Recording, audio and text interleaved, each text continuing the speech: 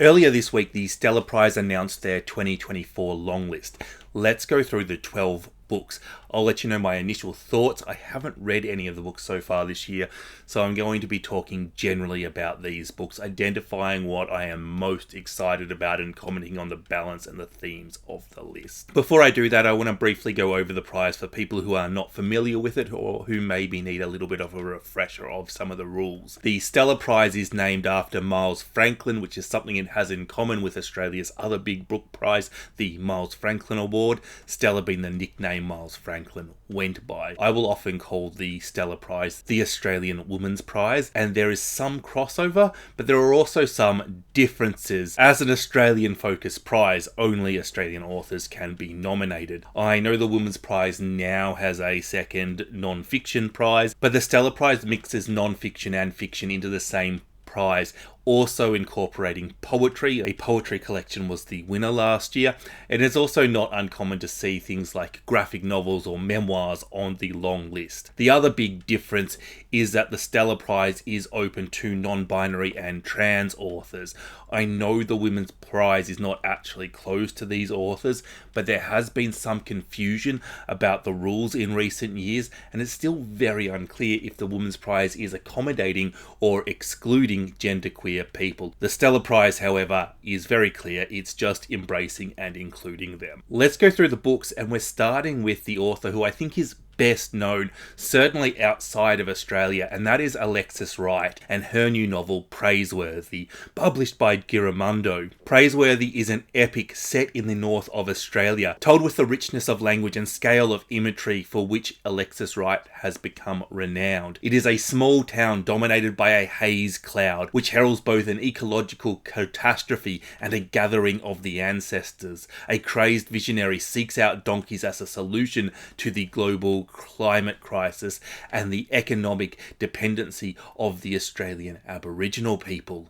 His wife seeks solace from his madness in following the dance of butterflies and scouring the internet to find out how she can seek repatriation for her Aboriginal Chinese family to China. One of their sons, called Aboriginal Sovereignty, is determined to commit suicide. The other, Tommy Hawk, wishes his brother dead so that he can pursue his dreams of becoming white and powerful. This is a novel which pushes allegory and language to its very limit, a cry of outrage against oppression and disadvantage, and a fable for the end of days. That sounds very experimental. It's no surprise to see Alexis Wright on the long list. I love that this book is exploring the early Chinese history of Australia and how that intersects with Aboriginal history. It is something very rarely discussed, but Australia did have a large Chinese population from early on, who were subject to many of the same pieces of persecution and racism as the Aboriginal people, although I imagine in their own unique and differently horrible way. She is the Earth by Ali Kobe Eckermann, published by Magabala Books. She is the Earth is a luminous new verse novel. It charts a journey through grief and celebrates the healing power of country. We follow Eckermann's soft footfalls in the open but far from empty spaces between earth and sky. From sandstones to wetlands, from plains to mountain ranges. Eckermann's writing soars in this meditative and transformative piece. Soaked in the lightness and darkness, history and dreaming, her words will move you, shake you, devastate you, and uplift you. This book is full of unexpected beauty in slow, contemplative moments. That description leaves a lot to be desired, I think. I can only assume the judges like this book more than I like the description, because not a single character has been mentioned, and that is big alarm bells for me. However, it sounds very emotionally driven, and that does interest me, so I'm sort of in two minds on this novel. Ali Kobe Eckermann is an Indigenous poet who has won quite a few prestigious awards for her poetry and been shortlisted in various different prizes. This is her third novel in verse, and she has been praised by last year's winner of the prize, Sarah Holland Batt. The Feast by Emily O'Grady, published by Allen and Unwin. Alison is an actress who no longer acts. Patrick is a musician past his prime. The eccentric couple live in an isolated, debauched existence in an old manor house in Scotland, a few miles outside their village. This is until Patrick's teenage daughter Neve flees Australia to spend a year abroad with her doting, if unreliable, father and the stepmother she barely knows. On the weekend of Neve's 18th birthday, her father insists on a special feast to mark her coming of age. Despite Neve's objection, her mother, Shannon, arrives in Scotland to join the celebration. What none of them know is that Shannon has arrived with a hidden agenda and has the potential to shatter the delicate facade of the loving, if dysfunctional, family. Feast is the story of three women connected beyond blood and what happens when their dark secrets are hauled into the light. This book was longlisted for the Dublin Literary Award, and it's a book that's been on my TBR for a little while, but my TBR has become gloriously, if unreasonably large at the moment, and I have not managed to get to it. This is Emily O'Grady's second novel, and her first attempt at something a little bit more literary. I'm delighted to see it on the long list, especially as I was going to read it regardless of whether it was longlisted or not. It's always nice to see praise for a book before you read it. Abandon Every Hope. Essays for the Dead by Hayley Singer, published by Upswell Publishing. Can anybody smell the suffering of souls, of sadness, of hell on earth? Hell, I imagine, has a smell that bloats into infinity, has a nasty sting of corpses. What was it Dante wrote? Abandon Every Hope is a lament, a deranged encyclopedia, and a diary of anxiety. How can anybody document the vastness of violence against animals in a bloated industrial age? Hayley Singer investigates the literature of the slaughterhouse to map the contours of a world cut to pieces by organised and profit-driven death. In her compelling and poetic prose, Singer asks how we might write the life of the death, the smell of an egg factory, the multi-species PTSD of planetary harm and self-harm, of the horrors we make on Earth. Where does the slaughterhouse begin, and how can it end? This is a collection of essays that is marked as narrative non-fiction. Now look, anti-capitalist vegan propaganda is definitely my thing, but then again, I am an anti-capitalist vegan. I love books as activism. I love that this book is being longlisted, but I'm fearful that it's only going to appeal to other anti-capitalist vegans. That's a concern, and if that's true, it would be such a shame, because while becoming a vegan is an ideal solution to animal suffering, a lot of improvements can be made that don't involve that, and I think it's important to be pragmatic about these things and do what is possible. The Hummingbird Effect by Kate Mildenhall, published by Scribner. An epic kaleidoscopic story of four women connected across the time and place by an invisible thread and their determination to shape their own stories, from the acclaimed author of The Mother's Fault. One of the lucky few with a job during the Depression, Peggy's just starting out in life. She's a bagging girl at the Aglis Meat Works, a buzzing place with life as well as death, where the gun slaughter man Jack has caught her eye, and she his. How is her life connected to Hilda, almost a century later, locked inside during a plague? Or Lars, further on again, a singer working shifts in a warehouse as her eggs are frozen and her voice is used by AI bots? Let alone Maz, far removed in time, diving from their stories, eternal yet consistently changing, or by the mysterious Hummingbird Project, and the great question of whether the march of progress can ever be reversed. This is the sort of description I read and I think could be amazing, could be terrible, could be anywhere in between. Wait for a review. But it's nice to see that the judges have given this a thumbs up. Millennial has written 2 novels prior and both have been reasonably successful, so it's nice to see her get a little bit more credit, and it seems like she's progressing as an author. Also, blending what seems to be science fiction with historical fiction is a very interesting choice, and I'm excited to see what she does with this premise. Body Friend by Catherine Brabon, published by Ultimo Press. Late in the summer 5 years ago, when I was recovering from a surgical procedure, I met two women within a few weeks of each other, and I saw both of them regularly, always separately, for some months afterwards. Summer did not give way easily that year, and even so we must force our bodies down to sleep in the heat, even if experience does not give itself up easily to representation. I will lay it down anyway. Frame the war and exigent weeks, the untrustworthy months after the hospital, render it and them, Frida and Sylvia, as close as possible to reality, or whatever is the feeling of a life and mind inside a body. A woman leaves hospital after an operation and starts swimming in a pool in Melbourne's inner suburbs. There she meets Frida, who is uncannily like her in her experience of illness. Soon after, she meets another woman at a local park, Sylvia, who sees her pain and encourages her to rest. The two new friends seem to be polar opposites. Frida adores the pool and the natural world. Sylvia clings to the protection of interior worlds. What begins as two seemingly simple friendships is challenged by what each woman asks her of themselves and their bodies. A book about the relationships we have with our bodies explored through fiction. This is a book I was completely unaware of, and it's one of the reasons why I like to follow book prizes like this.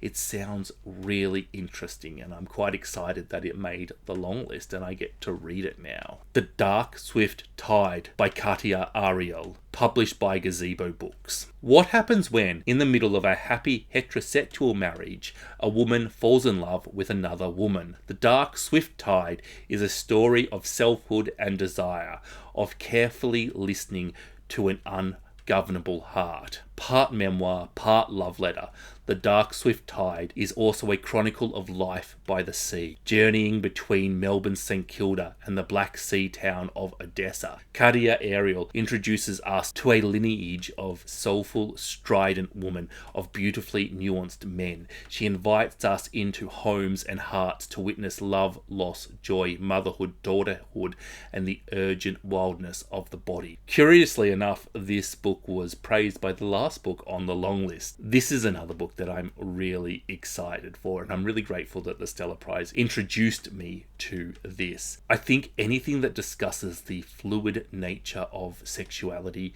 is fascinating. I think people discovering that they're gay later in life is really interesting. I love books that just allow me to experience that through somebody else's experiences, somebody else's body, somebody else's writing. West Girls by Laura Elizabeth Wallet, published by Scribe Publications. Luna Lewis is white, but her friends aren't, nor are her brothers, nor her one-time Princess of Indonesia finalist stepmother. After transforming from pudgy preteen to exotic beauty, Luna reinvents herself as Luna Lu and takes her ticket out of the most isolated city on earth, that's Perth by the way. However, as her international modelling career approaches its expiry date, Luna must grapple with what she has sacrificed and who she has become in her mission to conquer the world. Featuring an intersecting cast of glamour-hungry public school girls, wags, mining heiresses, backpacking barmaids, and cosmetic nurses, West Girl examines beauty, race, class, division, and social mobility in Australia's richest state. It is also a devastating catalogue of the myriad of inventive ways in which women love and hurt one another. So much of Australian literature is Melbourne or Sydney based, and it's nice to see a WA author get longlisted. It's nice to see representation from other states. This is one that I was aware of. I have actually read a very small amount of this book and decided that it wasn't a book for me. I might give it another chapter and see if that was a mood thing, because I often do that with a ton of books just to decide what's worth reading and what's not, and make very quick and snap decisions. Graft, Motherhood, Family, and a Year on the Land by Maggie McKellar, published by Penguin Random House. A gorgeously written reflection set in Tasmania on motherhood, farming, nature, and home. In my mind, I walk over the land I run my hands through the grass as if it were the hands on my head. I dig my fingers into the dirt as if the soil were the crust of my skin. Combining pages of her diary kept through lambing seasons on wool merino farms on the east coast of Tasmania, with observations of the world around her, McCullough writes a stunning thanksgiving on place, motherhood, and the ways we cannot escape the elemental laws of nature. Her love for and knowledge of the land on which she lives, the lambs she cares for, and the birds she adores. You will leap into the pages and walk beside Maggie as she saves ewes, lambs, tends to her beloved horses and dogs, and considers the challenges and joys of motherhood and farming. It is quite interesting to get this book along with the vegan propaganda that we had a little while ago. And I think that this really showcases some of the diversity of books that can be on the prize compared to the fiction that we have already seen. Eden Glassy by Melissa Lukashenko, published by the University of Queensland Press. Two extraordinary Indigenous stories set 5 generations apart. When Mullyan meets the beautiful Nita in Eden Glassy, their saltwater people still outnumber the British. As colonial unrest peaks, Mulumba dreams of taking his bride home to Yalumba country, but his plans for independence collide with white justice. 2 centuries later, fiery activist Winona meets Dr. Johnny. Together they care for abstained centenarian Granny Edie, and sparks fly, but not always in the right direction. What nobody knows is how far the legacy of the past will reach into their modern lives. In this brilliant epic novel, Melissa Lukashenko tortures Queensland's colonial myths while reimagining an Australian future.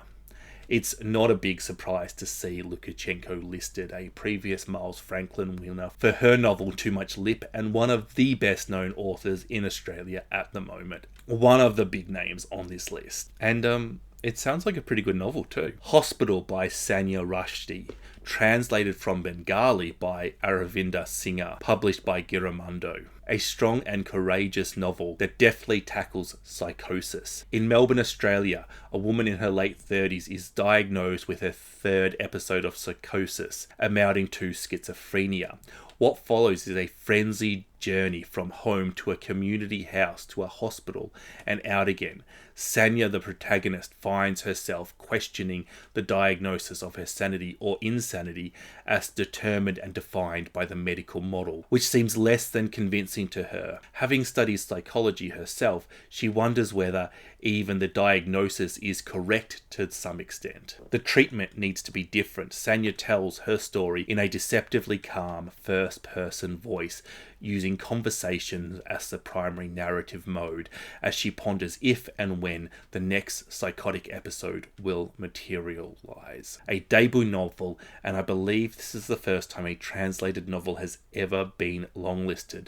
And doesn't this sound like an absolute banger? The Anniversary by Stephanie Bishop, published by Hachette. Novelist J.B. Blackwood is on a cruise with her husband Patrick to celebrate their wedding anniversary. Her former professor, film director and cult figure, Patrick, is much older than J.B. When they met, he seemed somehow ageless, as all gods appear in the eyes of those who worship them. But now his success is starting to wane, and JB is on the cusp of winning a major literary prize. Her art has been forever overseen by him, and now it may overshadow him. For days they sail in the sun, nothing but dark water all around them. Then a storm hits, and Patrick falls from the ship.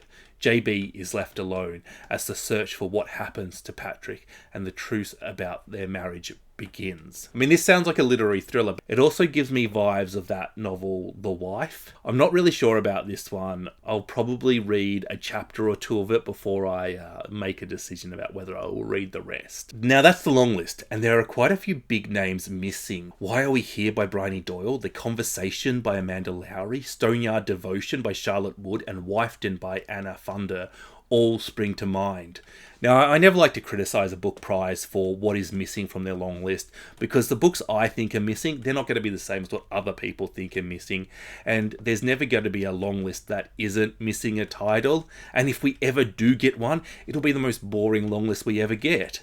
That all said, I think that those 4 authors and those 4 titles can count themselves very unlucky. It is a very fiction-heavy long list, which, as a lover of fiction, I am a big fan of. But there's no graphic novel. There is only one book that could be called poetry, and even then it is a novel in verse, and only 2 non-fiction titles plus a memoir. So it's a long list that is really catering to a certain type of reader very well, but to other readers it's maybe not catering so well to them. Now that I've criticized what's missing, why don't we praise what is included? The most interesting title on the list, I think, has to be Hospital, especially as it's the first book that has been translated to be longlisted. Now, I personally don't think that that is very controversial, but it's more a sign of the changing demographic of Australia. I don't really like comparing translated books against books written in their original language, but on a prize list that is catering to all sorts of books, I don't think that's a big deal. And remember, the purpose of this prize is not to determine the best book, it is to promote books and authors. And a little bit of controversy certainly wouldn't be harmful in doing that. Regardless, that's a book that I definitely want to read. And I suspect that that one might be the most popular one based on descriptions to the Gunpowder Fiction and Plot viewership too. I also noticed not one but 3 Indigenous authors on the long list, including the 2 biggest names, Melissa Lukashenko and Alexis Wright. And that's wonderful. Prizes are so important for young, aspiring authors to see people like themselves longlisted, to see that it is possible for somebody like them to write and to sell books. And the message to young Indigenous authors is to get writing, and isn't that wonderful? I also think there is a lot of books about animals and the way we treat animals. There's farming and there is books about slaughterhouses. That is going to be interesting as a long list. It would be interesting to see how different books tackle that topic with different views, especially as we have what looks like, an animal activist and a farmer, 2 lots of people who are not usually the best of friends, who often care very much about animals. It's probably not the best balanced long list, but I think it's a really exciting one. Personally, over half of this long list stands out to me as books I would really like to read. So if I enjoy that half, I will read the entire long list. Caveat as always on book availability and budget. Feast is a book I was going to read already. Eden Glassy was a book that I was very interested in already too. But Body Friends, The Dark Swift Tide, The Hummingbird Effect, Hospital, and Abandon Every Hope are all books I wasn't aware of or only vaguely aware of, and I'm now very interested in. Let me know what you think of the long list. Is there anything you're excited to read? Is there anything you thought was missing? Is there anything you're excited that was long listed? I'd like to thank my Patreons for their support, which definitely helps to make these videos possible. I've had a few new sign-ups lately, and I will officially welcome you all in my next Recent Reads video, but thank you for signing up. We read 2 books a month, and if you're looking for a book club to join, I would love it if you joined us. Happy reading. Bye-bye.